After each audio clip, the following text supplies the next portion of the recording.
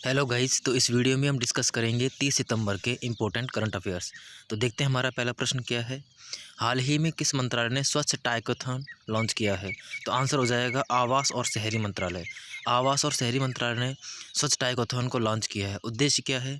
कचरे से खिलौने बनाने के उद्देश्य से इसे लॉन्च किया गया है। आवास और शहरी मंत्रालय के जो मंत्री हैं हरदीप सिंह पुरी हैं। गृह मंत्रालय के मंत्री अमित शाह हैं, जो सहकारिता मंत्रालय के भी मंत्री हैं। ग्रामीण विकास से पंचायती राज मंत्री हैं, वो गिरिराज सिंह है, और इन्होंने ही अभी जल दूत ऐप को लॉन्च किया था। विदेश मंत्रालय के मंत्री हैं, वो एस जयशंकर हैं। बढ़ते हैं आगे। तो हमारा अगला प्रश्न है, हाल ही में गृह मंत्रालय ने PFI popular front of India तथा इसके सहयोगी संगठनों पर कितने वर्ष का प्रतिबंध लगा दिया है? तो आंसर हो जाएगा 5 वर्ष।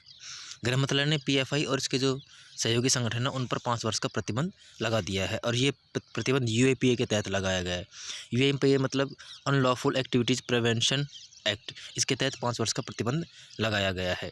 अब देखते हैं पीएफआई के बारे में। तो गृह मंत्रालय का कहना है कि जो पॉपुलर फ्रंट ऑफ इंडिया है, ये पिछले कुछ समय से ये देश विरोधी गतिविधियों में शामिल था, और इस वजह से इस पर प्रतिबंध लगाया गया है। इस पर इसके 8 सहयोगी संगठनों पर प्रतिबंध लगाया गया है। तो जो 8 संगठन है वो हैं rehab India foundation, campus front of India, all India imam council, national confederation of human rights organisation, national women front, empower India foundation और रिहैब फाउंडेशन केरल, इन पर प्रतिबंध लगाया गया है। पीएफआई की जो स्थापना है वो 2006 में की गई थी, और हेड ऑफिस इसका नई दिल्ली में है, और स्थापना इसकी करी गई थी केरल के अंदर। बढ़ते हैं आगे। तो हमारा अगला प्रश्न है, हाल ही में किसे अपने प्लेटफॉर्म पर इलेक्ट्रॉनिक गोल्ड रिसिप्ट लॉन्च करने के लिए सेबी से मंजूरी मिल गई है? तो आंसर हो जाएगा बीएसई बॉम्बे स्टॉक एक्सचेंज, और इसकी को अपने प्लेटफॉर्म पर इलेक्ट्रॉनिक गोल्ड रिसिप्ट लॉन्च करने के लिए सेबी से मंजूरी मिल गई है। ईजीआर एक समाधान प्लेटफॉर्म है जो बिजनेस से यानी व्यापार से संबंधित है, और इसी के सेबी से द्वारा मंजूरी मिल गई है। सेबी की स्थापना security and exchange board of India की स्थापना 1988 में होती है, और सेबी जो एक्ट है वो 1992 में आया था। सेबी के वर्तमान में जो मुख्य हैं वो हैं माधवीपुरी बुच हैं, जो पहली महिला इसकी प्रमुख हैं। सेबी है ये कैपिटल मार्केट को ये कंट्रोल करता है। बढ़ते हैं आगे। तो हमारा अगला प्रश्न है, हाल ही में भारत सरकार ने इलेक्ट्रिक 2 और 3 व्हीलर को बढ़ावा देने के लिए फंड को लॉन्च करने की घोषणा की है। तो इसके लिए $1 बिलियन का फंड लॉन्च किया जाए। $1 का फंड, इसके लिए $1 बिलियन का फंड लॉन्च किया जाएगा। उद्देश्य क्या है? 2 और 3 व्हीलर जो व्हीकल्स हैं उनको बढ़ावा देने के उद्देश्य से इसे लॉन्च किया जा रहा है, और यह वर्ल्ड बैंक और सिडबी की सहायता से इस फंड को बनाया गया है भारत सरकार के द्वारा। बढ़ते हैं आगे। हमारा अगला प्रश्न है, हाल ही में किसने एथिकल हैकिंग लैब का उद्घाटन किया है? तो आंसर हो जाएगा union bank of India. Union bank of India ने एथिकल साइबर सिक्योरिटी के तहत एथिकल हैकिंग लैब को हैदराबाद से लॉन्च किया है। उद्देश्य क्या है? बैंकिंग सिस्टम में उद्देश्य क्या है इसका? तो इससे जो लॉन्च किया है वो मतलब साइबर हमलों से सुरक्षा के लिए डिजिटल बैंकिंग और बैंकिंग जो सिस्टम उसकी सुरक्षा के लिए एथिकल हैकिंग लैब को लॉन्च किया गया है। यूनियन बैंक की स्थापना होती है 1911 के अंदर। हेड ऑफिस इसका मुंबई में है, और इसके जो सीईओ है वो ए मणि मेखलाई है। बढ़ते हैं आगे। तो हमारा अगला प्रश्न है, हाल ही में किसने लेवर कप इंडोर टूर्नामेंट 2022 जीत लिया है? तो आंसर हो जाएगा टीम वर्ल्ड ने टीम यूरोप को हराकर लेवर कप इंडोर टूर्नामेंट 2022 को जीत लिया है। ये कप यूरोप में अभी जो इंग्लैंड में खेला गया था, ब्रिटेन में खेला गया था, और टीम यूरोप एक पूरी के पूरे यूरोप को मिला के एक टीम है, और शेष वर्ल्ड है उसको मिला के एक टीम होती है। तो पहली बार टीम वर्ल्ड ने इस टूर्नामेंट को जीत लिया, और ये टेनिस से संबंधित है। और इसी के साथ इसी जो रोजर फेडरर हैं, स्विट्ज़रलैंड के जो खिलाड़ी हैं, उन्होंने संन्यास ले लिया है। लेवर कप इंडोर टूर्नामेंट 2022 खत्म होते ही उन्होंने भी संन्यास की घोषणा पहले कर दी थी, और उन्होंने अब मैच के बाद संन्यास ले लिया है। बढ़ते हैं आगे। अगला हमारा प्रश्न है, हाल ही में विश्व हृदय दिवस कब मनाया गया? तो आंसर हो जाएगा इसका 29 सितंबर। 29 सितंबर को हर वर्ष विश्व हृदय दिवस मनाया जाता है।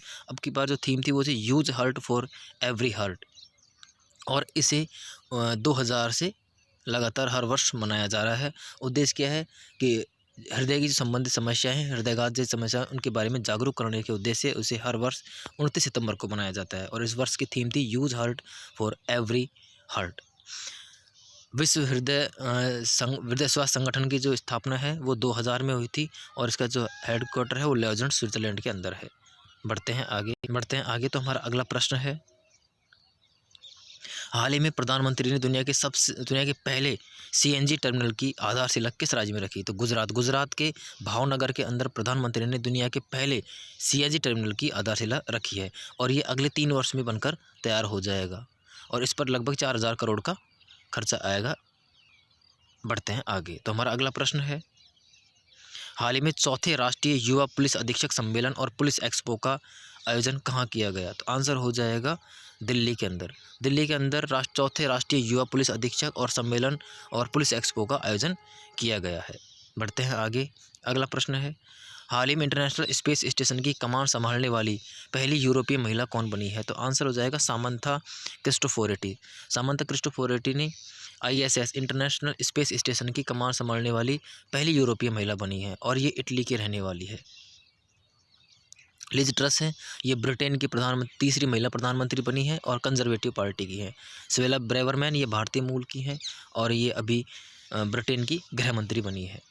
बढ़ते हैं आगे। तो हमारा अगला प्रश्न है, 30 सितंबर से 2 अक्टूबर तक पर्यटन पर्व का आयोजन किस शहर में किया जाएगा? तो आंसर हो जाएगा मुंबई के अंदर 30 सितंबर से 2 अक्टूबर तक पर्यटन पर्व का आयोजन किया जाएगा। बढ़ते हैं आगे। अगला प्रश्न है, हाल ही में किसे भारत का अटॉर्नी जनरल नियुक्त किया जाएगा? तो आर वेंकटरमणि को है वो भारत का अगला अटॉर्नी जनरल नियुक्त किया जाएगा। पहले जो कहा गया था कि मुकुल रोहतगी को अटॉर्नी जनरल बनाया जाएगा, लेकिन इन्होंने इनकार कर दिया, बनने से मना कर दिया। तो अब जो आर वेंकटरमणि है इन्हें अटॉर्नी जनरल बनाया जाएगा। अभी वर्तमान में के वेणुगोपाल हैं वो भारत के अटॉर्नी जनरल हैं और आर वेंकटरमणि को अब अगला अटॉर्नी जनरल नियुक्त किया जाएगा। कल्याण कृष्णमूर्ति हैं, ये फ्लिपकार्ट कंपनी के CEO हैं। बढ़ते हैं आगे। तो हमारा अगला प्रश्न है, हाल ही में सऊदी अरब के नए प्रधानमंत्री के लिए में चुना गया है। तो प्रिंस मोहम्मद बिन सलमान को सऊदी अरब का नया प्रधानमंत्री चुना गया है। बढ़ते हैं आगे। तो अगला प्रश्न है और हमारा आज का अंतिम प्रश्न है, अहमदाबाद के नरेंद्र मोदी स्टेडियम में 36वें राष्ट्रीय खेलों का उद्घाटन किसके द्वारा किया जाएगा? तो नरेंद्र मोदी के द्वारा 36वें राष्ट्रीय खेल का उद्घाटन किया जाएगा अहमदाबाद के नरेंद्र मोदी स्टेडियम के अंदर। गुजरात के जो CM है वो भूपेंद्र पटेल हैं। अमित शाह है वो भारत के गृह मंत्री हैं और जो 36वें राष्ट्रीय खेल है इनका उद्घाटन किया जाएगा नरेंद्र मोदी के द्वारा और नरेंद्र मोदी स्टेडियम के अंदर, जिसका पहले नाम था मोटेरा स्टेडियम या सरदार वल्लभ भाई स्टेडियम और इसी का नाम बदलकर नरेंद्र मोदी स्टेडियम कर दिया गया था। इसमें लगभग 37 जो टीम है वो हिस्सा ले रही हैं इस खेल के अंदर। तो ये हमारा आज का अंतिम प्रश्न था। वीडियो कैसा लगा उस बारे में आप अपनी कमेंट करें और वीडियो को लाइक करें, दोस्तों के साथ शेयर करें और अब तक अगर आपने चैनल को सब्सक्राइब नहीं किया है तो ज़रूर सब्सक्राइब कर लें। धन्यवाद।